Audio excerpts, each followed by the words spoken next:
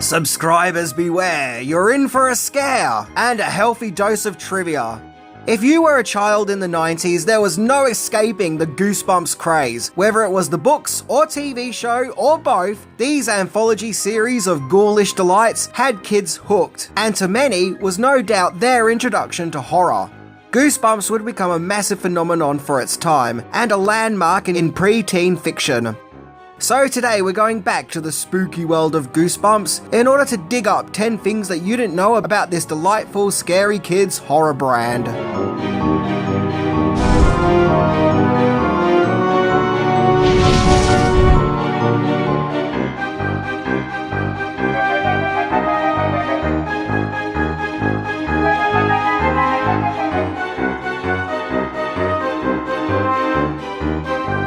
So it's time to dust off the old books and prepare for the awkward 1990s Canadianisms of the TV show as we explore Goosebumps. Ugh.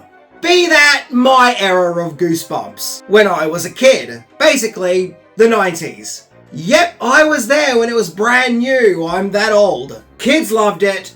Parents loved that kids were reading, all while there were a few miserable so-and-sos who were saying, "These books are too scary!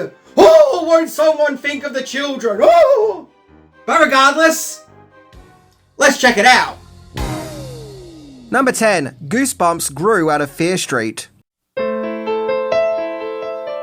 Goosebumps is the brainchild of acclaimed author and literacy genius R.L. Stine. He started working in the 70s, where he wrote some joke books under the name Jovial Bob Stine, and he created a humour magazine for teenagers called Bananas. During the 80s, he would further his writing, where he wrote several horror novels, and even wrote for and co-created the Nickelodeon puppet TV show Eureka's Castle. In 1989, Stine started writing a series of novels called Fear Street, of which were horror stories aimed at young adults, which would see a group of teenagers who live in the fictional town Shadyside, where they would encounter all manner of supernatural forces and other sinister going-ons, like ghosts, murder mysteries, curses, and stalkers.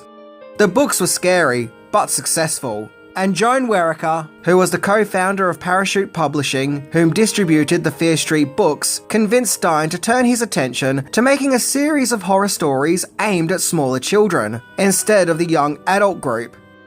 So instead of targeting the young adult group, to now focus on 7 to 12-year-olds, and this is what led Stine to make a new, younger horror series. Number 9. Ghoulish inspirations. When it came to developing Goosebumps, Stine would get inspiration from several sources. The title of Goosebumps itself came from a TV network ad in the TV Guide, which said, quote, "It's Goosebumps week on Channel 11. And the name Goosebumps just struck a chord with him. After all, Goosebumps is what you get when you're scared. When constructing the stories, Stine would also get inspiration from his own childhood fears and real-life experiences. For example, The Haunted Mask was based on a real incident when his son put on a Halloween mask, only for it to get stuck on his head. And yeah, apparently getting this mask off was really difficult, which is really freaky when you think about it. Slappy the Doll was based on Pinocchio, be that an evil version of Pinocchio. And growing up as a child, he would spend his weekends at a movie theatre in his hometown in Ohio, watching creature feature monster movies like Tarantula and The Creature from the Black Lagoon. But he admits that he did love those movies but never got scared. He would be the only one laughing while everyone else was screaming. In his childhood, Stine would also read the 1950s horror comics Tales from the Crypt, which, just like Goosebumps, was an anthology series of ghoulish tales and delights, often accompanied with morality lessons, which is also said to have been a massive inspiration for Goosebumps. Number 8. It was originally just a handful of books. R.L. Stine had a deal with book publishing company Scholastic to write 6 Goosebumps books, although there are some claims that it was just 4. In 1992, the first book in the series was published, which was called Welcome to Dead House, a story about a mutated undead family which is trying to make other families undead just like themselves. Stine felt that this story was a little darker than the rest of the series that would follow, and that he also hadn't quite perfected the humour aspect yet when he wrote that first book. A new Goosebumps book would be published every 2 months. However, the first few books Stein wrote would continue to grow in popularity, where thanks to word of mouth on the playground, kids would be telling other kids about these exciting new scary books, where Goosebumps would become compulsive reading to its enthusiastic young readers, where there was now a demand for more Goosebumps books, and so because of this, they were now being published monthly. Number 7. The whole world gets Goosebumps. The Goosebumps phenomenon of the 90s was huge. I can vividly remember it. Everyone was talking about Goosebumps, and all the kids at school would always be carrying a Goosebumps book or 2 with them. Yep, now in the Nintendo generation, reading had become cool. And it didn't matter if you were one of the popular kids, nerdy kids, sporty kids, or gamer kids, everyone loved Goosebumps, and it brought everyone together, because at the end of the day, all these different kids had one thing in common. They all loved having a good scare, with R.L. Stine kind of becoming a Stephen King for kids. By 1995, over 32 million Goosebumps books had been sold, and the series made up 15% of Scholastic's revenue. Something that helped in the book's popularity, other than Stein's writing, was the book covers. Man, these were glorious works of art, and is what instantly attracted me to the books. They looked so shocking and epic. They also had a real movie poster quality, and they wouldn't shy away from being scary or gross, but they never went too far. I think they appealed to that curious pre-teen age when kids were fascinated with scary monsters, ghouls, and all things gross and icky.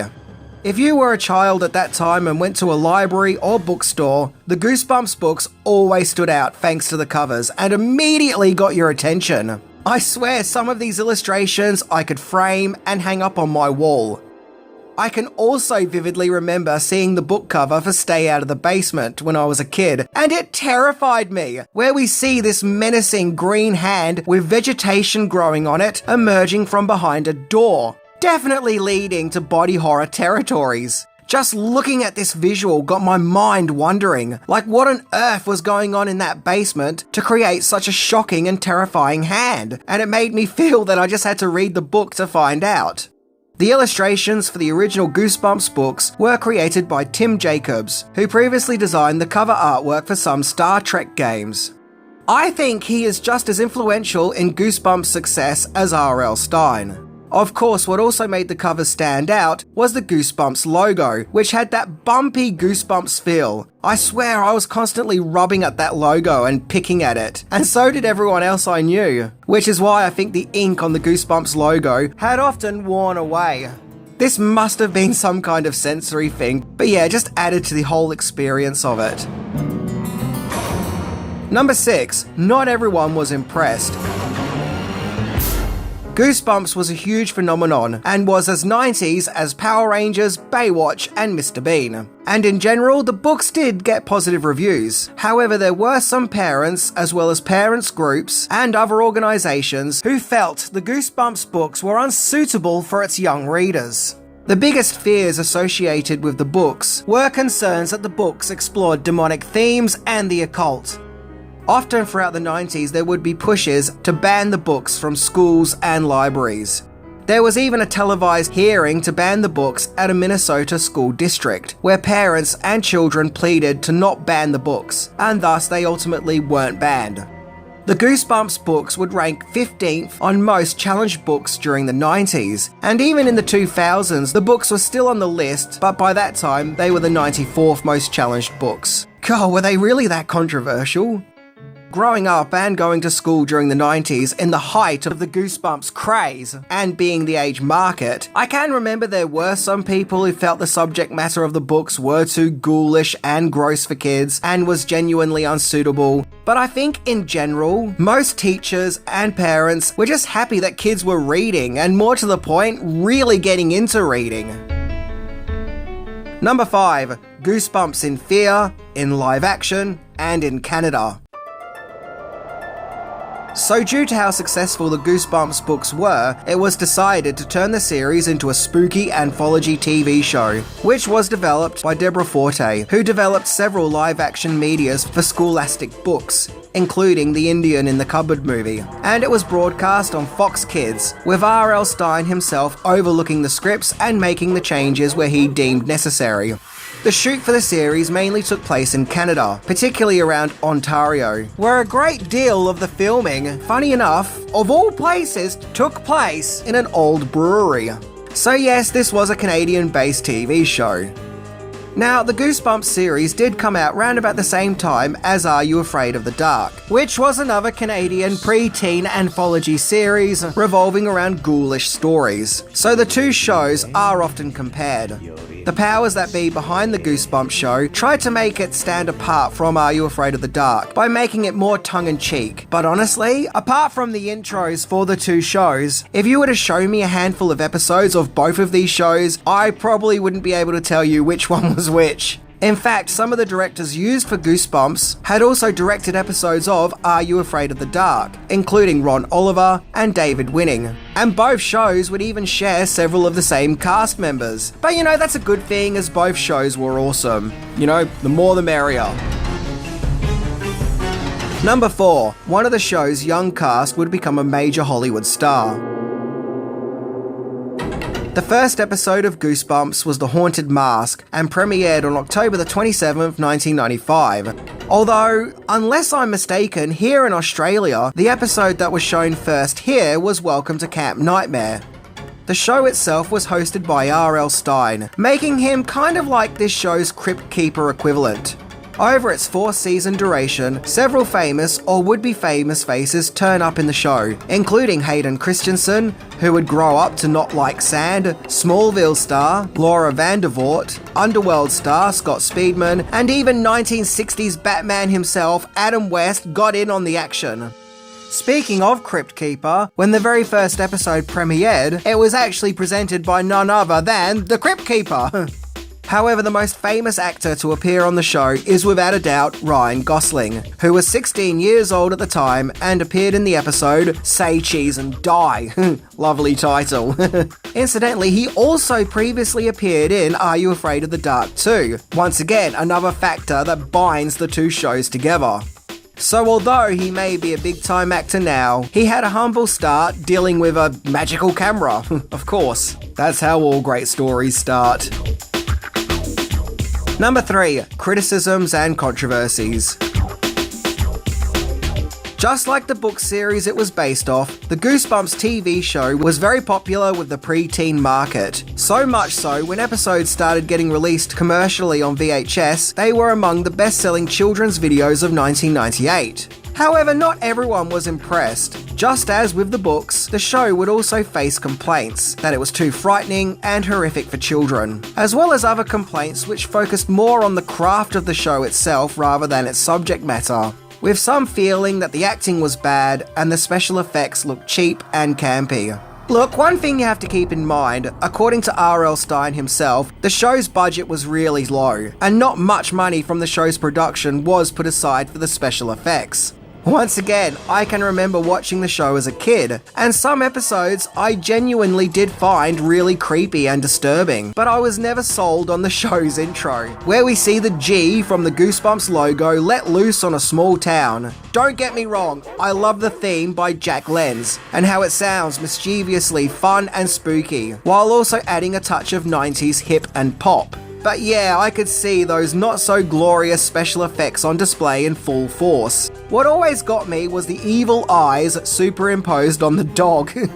Even as a kid, I was like, oh come on man, you can do better than that! What is this? Keep in mind, this was the day and age of Independence Day. Are you telling me that Fox can create a full epic alien invasion and battle, but can't give this poor dog better looking evil eyes?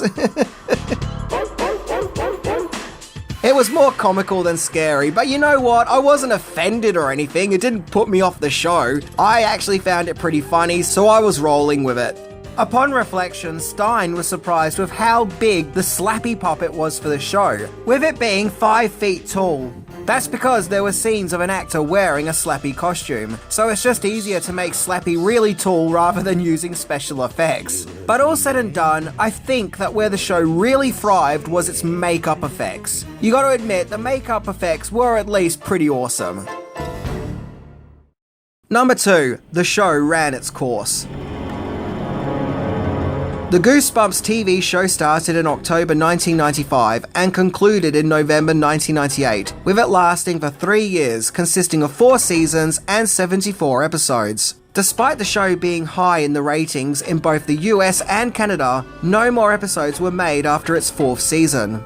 I've actually found several reasons for the show not continuing, and I don't know which one is the main reason. Maybe it was all of them, but I'll explain them all anyway. Some of these explanations include the show just naturally running its planned 4-season course, so it wasn't cancelled per se, it just concluded. There's another explanation that it didn't return due to a decrease in popularity in the Goosebumps brand at that time, with young readers now turning to new books at that time, like Harry Potter. So, in other words, Goosebumps just fizzled out. 2 other claims that Fox just didn't want to renew the series.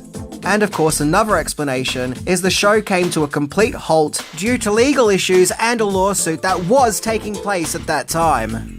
Regardless, Goosebumps was compulsive 90s TV viewing for many young kids at that time, and will be a staple of their childhoods, even now right into their adult lives. And many people who watched it will always have fond memories of it, even with its awkward and dated 90s isms. But hey, I guess those 90s isms just adds to its charm. So yeah, several sources pointed at the show's end being the result of a lawsuit. So what exactly was that lawsuit? Buckle up. Number 1. Legal battles defeated Goosebumps.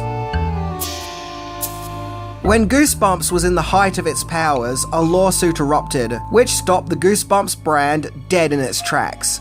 To many, this lawsuit simply killed it off. Yeah, don't you just love it when legal issues happen and ruin it for everyone?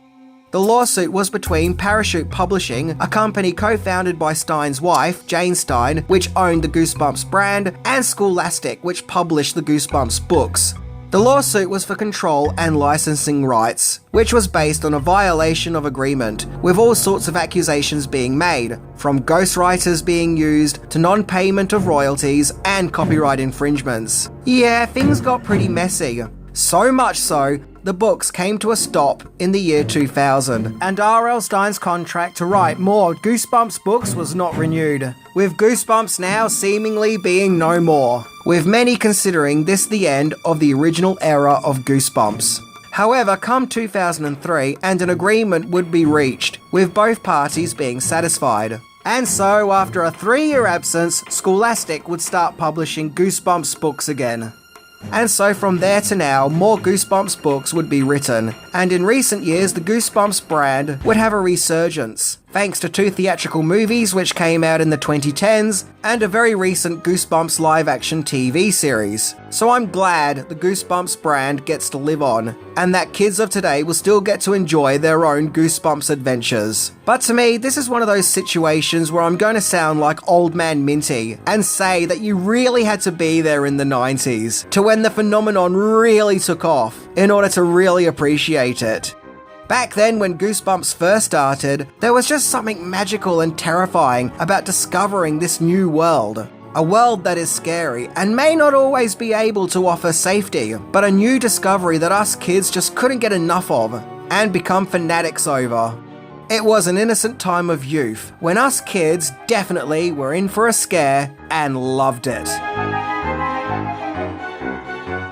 I think when kids reach a certain age, from about 8 years old to 12-year-olds, they do start to get a fascination or interest in horror and ghoulish stories. And I think that that's a perfectly normal and healthy thing. So I feel like this is where Goosebumps comes in, to be that gentle hand that gives kids a safe introduction to the horror genre. You know, rather than starting them off with A Nightmare on Elm Street or Hellraiser. What Goosebumps said to kids was it's okay to be scared. It's all in good fun, as these are only stories and nothing bad is going to happen. Or at least that's what I took from my experience with Goosebumps. Anyway, I'm Minty, and never forget the tagline for Say Cheese and Die. Quote, "One picture is worth 1,000 screams." I don't know why I love that so much, but I just do. See ya!